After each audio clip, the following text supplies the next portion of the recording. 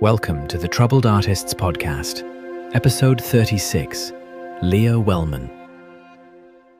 Welcome back to the Troubled Artists Podcast. Today I am here with Leah Wellman. Leah Wellman is a fashion and editorial photographer, as well as a narrative cinematographer whose work blends vintage-inspired styling, hands-on art direction, and experimentation with analog and alternative photographic techniques. Her visual storytelling ranges from dark, horror-leaning concepts to playful, camp-driven narratives, always aiming to create engaging and welcoming productions. So Leah, thank you so much for being on the show. So before we begin, I do like to ask this one question. Tell us in your own words, who is Leah Wellman? Who is Leah Wellman? I feel like I've just been like a photographer that just likes to play and try around with like a lot of different things and mediums. I feel like as an artist, we get really told to go to a niche and niche down with a lot of different things. And I feel like I've been just trying really hard to bounce around between a lot of different ideas this year and work in different mediums from film to analog, like you mentioned. I just like exploring, like playing. I am curious to know, just how did you get into photography or film? Was it something you discovered early in life or later on in life? Just kind of tell us about that. This is such a funny question because I feel like I get it all the time. And I wish that I had a moment where I was like, oh my God, I was watching this movie and I was like, I'm going to be a cinematographer. But I feel like I never really did with film, at least. I grew up really just shooting all the time with my sister. My sister was 2 years younger than me, and we would literally always just make photo shoots with random dresses. My grandparents were really big on antiquing, and I grew up around that environment. And so we would always just have cool dresses and fabric and texture. And I just remember getting to play with my sister, and we would take just really terrible photo shoots all the time. And I still have some of them, and it's so cute to look back on because it is my sister, but also I think that really kind of just sparked the creativity. And then from there, I mean, when I was in middle school, I applied to my high school has a media program, which was really cool. So we did short films and music videos and stuff in high school. So my sister acted in a bunch of those, and then I finally saw some friends going to film school, and I was like, okay, this is a real thing. And so I went to film school. I went to Columbia, so similar world, but I went to Columbia and I got my degree in cinematography. So I kind of was just corralled into it. I feel like I just always grew up around it. And I think the past year, the more that I've worked in film, the more that I'm realizing I always wanted to be a photographer. And that was always kind of more my cup of tea compared to film. But I definitely love playing in both of those worlds. And I grew up in a very STEM household. My dad was a chemistry teacher. My brother was a civil engineer. So they both very much went that technical route, which I always kind of knew. I was like, math, not for me. I always was I was the one that got all the gifts that were yarn and crafts for the holidays. So I kind of always knew I was I'm going to go into an artsy pathway. Yeah, definitely. It's so easy to care about your work where you're posting it and you're I'm not getting enough likes. This isn't engaging. This isn't trending and all this kind of thing. And then I think about why I started, and I'm I just wanted to create cool stuff. I've always felt nowadays with social media and all that stuff, it's very easy to fall into that sort of imposter syndrome, Yeah. thinking that you're not good enough because you would see all these people with this huge success and all that stuff, and you're comparing yourself to them, but you really shouldn't be doing that. You need to go at your own pace, and you have to follow your own path. You can't compare yourself to others, or especially being a woman artist and being I didn't even call myself a photographer professional, I guess, until this past year. Really, even though I've been shooting for a while, because I didn't feel like I was a professional because I wasn't doing, I don't know, I didn't feel like I was checking certain boxes. I wasn't shooting for Vogue, or I wasn't doing all these magazine things. And I'm you can just tell yourself you are, because you are. And that's just, it's been I've really, really struggled with, just because I find that a lot of the projects that I do are passion projects, and that makes it feel it's not your career very easily. But those projects are so important and keep me going and inspired. And I don't know, it's so hard not to compare yourself with your friends or your peers, because there's no trajectory or way to feel growth when you're an artist. like I have a lot of friends that work in corporate and they're always like, okay, the next thing is like I'm gonna go to this next pay jump. I'm gonna go to the next, like there's no levels. I mean there are, but it's not like a smooth trajectory where everyone has the same path and everyone's gonna get the same jobs and everyone's gonna go the same direction. There's so much jumping around and it's easy to feel like certain, like whenever I take like an event job or like a wedding, I'm like, okay, I feel like I'm not being a photographer, but I'm like, who are girl? You just gotta like tell yourself. Um, so that's definitely been something I've dealt with this year and forever. Yeah. Forever and ever. Yeah, definitely.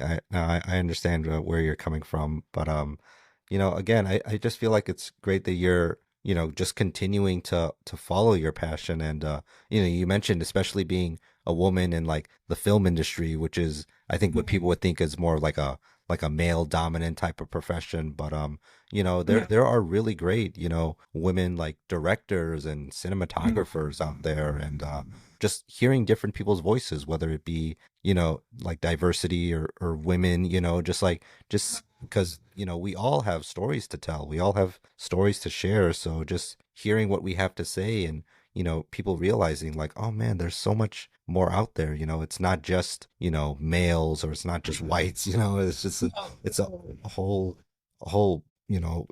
cultural of people out there, so it's just No, really totally. great that we're able to tell our stories, and we mentioned like social media, it's very easy to get like your content out there, with whether it be YouTube or just like building ourselves with like Instagram and like our professional like web pages, or however it may be, so yeah, it's just we have like all the tools at our disposal. We just have to just continue to do the best that we can, like, and there's going to be easy days, there's going to be hard days, so we just have to Totally. keep on moving forward. Yeah, and I mean, this is also like why I think it's so important to support your friends and your friends' work too. Like I know a lot of friends that'll like repost a bunch of celebrities like music videos and all these things, but then don't really talk about like their homies' work and or share it. And I think it's so important to, I mean, surround yourself with diverse stories too. I mean, I am usually one of the only like woman in the camera in the Genie team when I am on set, and that is just like so unfortunate. So whenever I get the opportunity to, I always like will hire a woman second AC or hire somebody in my department that can step up and fill those places, and also like make my friends hang out with more people, you know what I mean? Like everyone's welcome. I used to host photo walks kind of periodically throughout the year, which I want to get back into this year, but it was always really important to me that whenever I invited somebody, I told them to bring a buddy that somebody didn't know. Just that you're continuing to grow that network and meet people that have those different experiences and have those different voices. And I think like you always have to like, whenever I tell people that are wanting to get into this, you just have to put yourself out there. And once you meet that one person, you never know where it's gonna go. And that's kind of how I feel with like social media and meeting people and like sharing your work, because it is really just, you know, people see it and hopefully one day one person's gonna see it and it's gonna go somewhere. Hmm. Yeah, definitely. What have been some of the highlights so far of your creative career? Sure.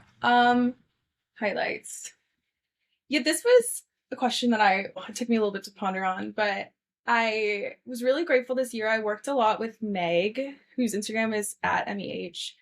She's a musician that I went to college with at Columbia. Probably one of my favorite projects I did this year was we did like an album cover or like an EP cover every like month of the start of the year, which was super super fun and was definitely a creative project that felt very well. It was like she was handling the creative direction, but it was a project where I was able to have a little bit more creativity and explore with like mediums. She was very like, yes, shoot film, yes, please, like experiment with these things. And she's the kind of artist that always invites other artists, which I really look up to. And I love that about her. And so a lot of these projects, that all the ones that we did, were just like some of my favorite shoots of the year. And it's always really rewarding to kind of see your art with another musician's art. It's just I've gotten the pleasure of working with a lot of musicians this year, which I really loved, and that was definitely a highlight of the year. Um, and just going from there, I'm just really grateful that I got to do a lot of passion work. In June, I directed and shot a like little spec ad for this shoe company that I really want to get more into like the beauty editorial kind of style. So I did this project in June that I'm in the final stages of, that I'm really excited to finish up, because I feel like I've just been like staring at the files on my computer for forever. But that was a really fun one because I was able to make my whole crew, which I never get the opportunity to do. I had all my buddies producing it. It was a very diverse and lovely crew, and I shot it on 16. My friend DP'd it for me on 16 millimeter film. So I'm really excited for that project to come through. That was a really exciting one this year. And then I just had like a bunch of really great random bits and bobs that kind of came my way. I got a shoot for Lost Girls Vintage, which is this company that I did some modeling for a few years, like 2 years ago, and then I've been like really wanting to shoot for them ever since. So I'm really hoping to do more with them this next year. And then I even got like I got to do a little bit more brand work this year. I shot for like a salon loft. I did some photo content for them, and just a bunch of like random jobs like that that I think just really kind of kept me inspired because they were the first like bigger photography jobs I have gotten. So I was really excited about that. And just being able to sprinkle in my passion projects between film sets is always just really exciting and rewarding. So I'm glad I got to do that. Yeah, definitely. I'm glad that you were able to stay busy and, still have the time to, like you said, do those passion projects. So yeah, congratulations on that. And but as we all know, you have your good days and you also have like your struggles, and I've definitely dealt with that. And but I was curious, was there like what have been some of those struggles that you faced in your creative career? I mean, just being in a creative field has been really hard for me to manage this past year in general. I have like depression, like most of us artists do, and it's really hard when your schedule is so it fluctuates all the time. There's lots of moments where you're like working every single day and then you're neglecting all your other responsibilities and then they all kind of compiling in on you. And because I have been kind of balancing working on film sets and working in the photo world, I've gotten very overwhelmed with managing deadlines for both of them. That's been like a really big issue for me where I mean I work 12 to 14-hour days on set and then I come home and I have to edit and I don't want to look at a computer screen ever again. So that's been something that's been just really hard for me. Just time management and dealing with wanting to hang out with my friends, but then I also need to get my work done, but then I need to go to a photo shoot and then I have a wedding on Saturday. I think that was something I didn't really anticipate being as much of a problem being freelance because you control your schedule. But I feel like this year it's just been like my schedule controlling me the whole time. A goal of mine is to kind of be more diligent about setting those boundaries and working with my own schedule a little bit more. But also going back to just like with the mental health aspect of it all, it can, I mean, there's weeks where you won't work. Like there'll be weeks where I don't have a single job. And I think it's really important to have hobbies and things that can kind of take you away from the photo and film world when you do have those lows. Similarly, having friends that understand what it's like to be freelance that can you can lean on when you need a buddy to hang out with you at 2 p.m. on a Tuesday. Those have definitely been kind of my setbacks. And just same with like managing clients as well. That's been a very difficult path for me where there's certain rules about like what I can post on social media and then like what I can post BTS of and then having to manage invoicing. Like there's so many technical but also creative things that you don't really understand you have to deal with that have been kind of new for me this past 2 years.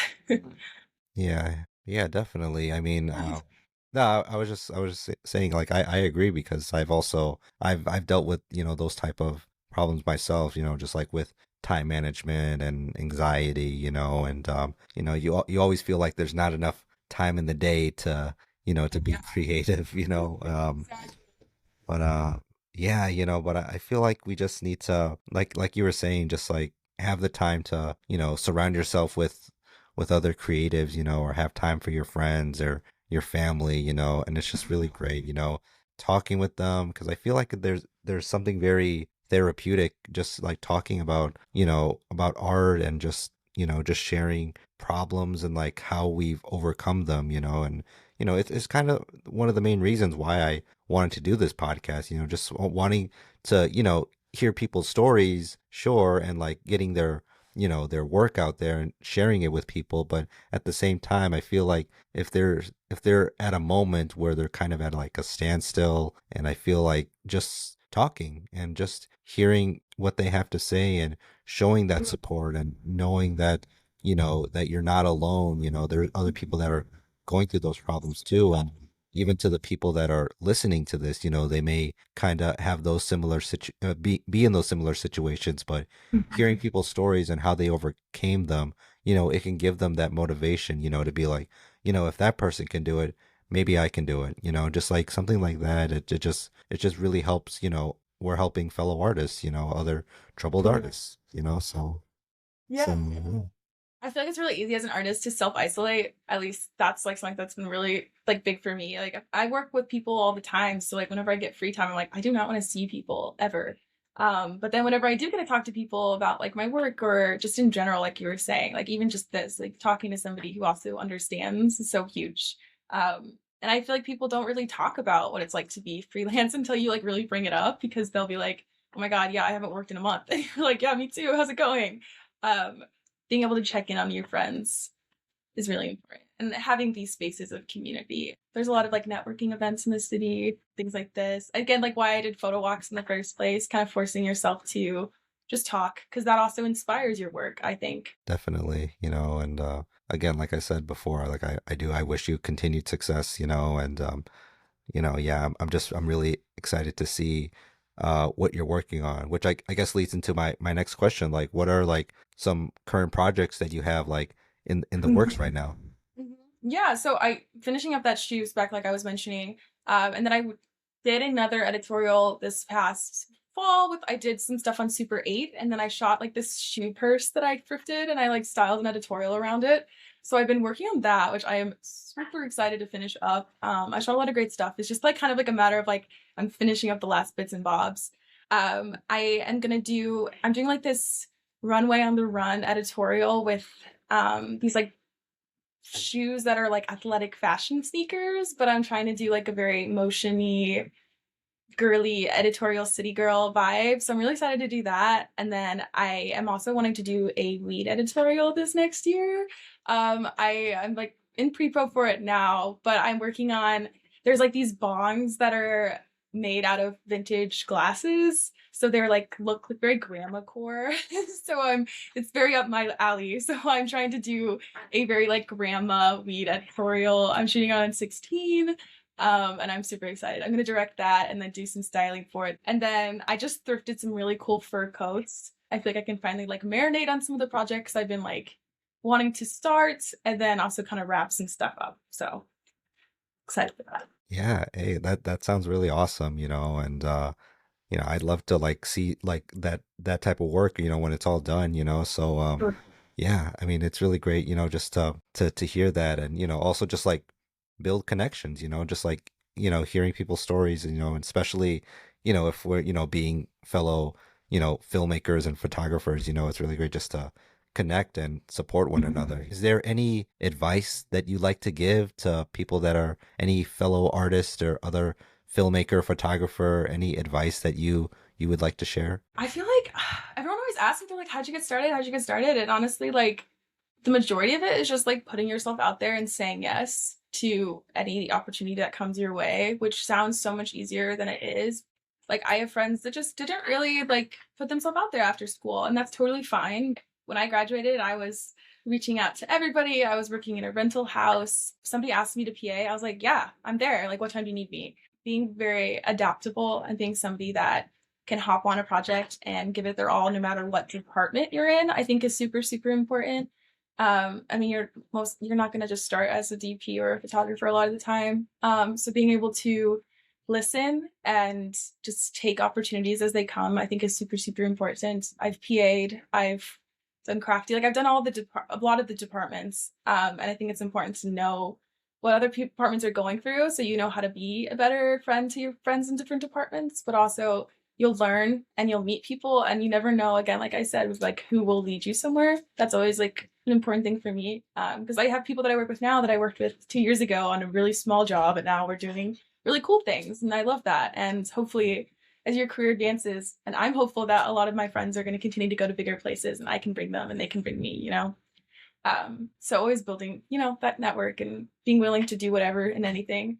And I think also it's just super important that you make time for your passion projects. When I was working in a rental house out of school, I literally didn't touch a camera, like my own camera, for like 8 months. Like I didn't shoot and I didn't feel the creativity to or the drive to, and that stopped me from like just creating, which sucks because I feel so much more myself when I'm able to. So being able to kind of force yourself to make time for those passion projects is gonna like make or break your like you're gonna feel so much more inspired and creative. And so when the burnout is happening, those are the projects you can lean on to really force you to keep going. And even if they take like a year to finish, like you started. And I think that's so important.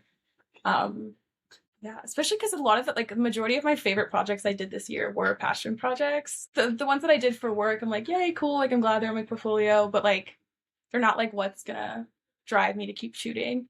And then I think another just like piece of advice going into creative field is just like be prepared to like have hobbies and other things that can kind of keep you creative without it being your career. That's been really difficult for me because when I was first working, I feel like I was just like go go go go go, and I got really burnt out. And so it's really important for me to take time to do other creative things and move my body, go work out. And then I knit. Knitting is like huge for me because it actually like, makes me like not sit at a computer screen all day. I think that's super important because I think it's really easy to let art consume our time and our minds and what we're doing. But if we're not engaging ourselves in other creative ways, we won't be able to create new ideas. So having hobbies that like pottery or cooking or social, I don't know, anything that's going to get you going and doing something that's not related to your career, I think is super, super important.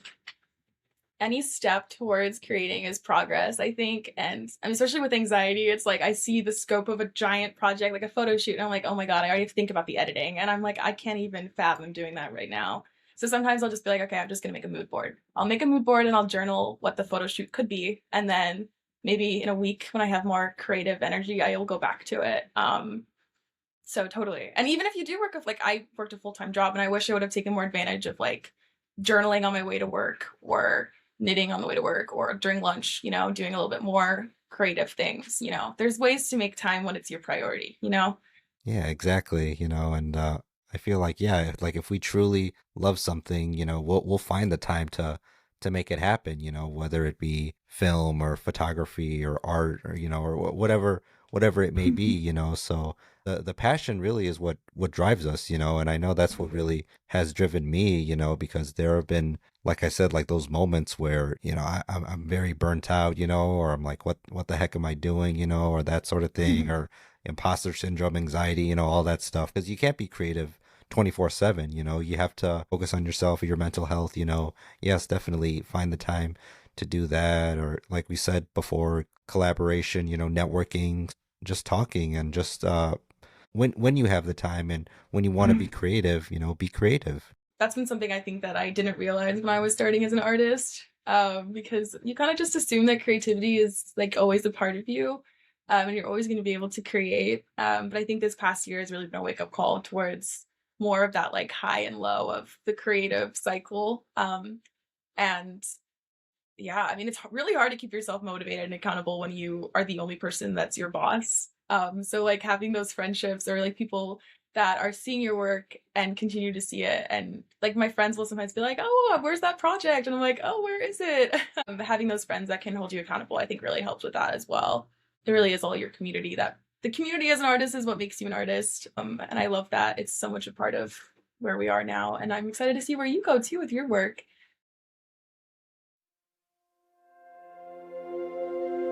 Thank you for tuning in to the Troubled Artists podcast. Have a great day.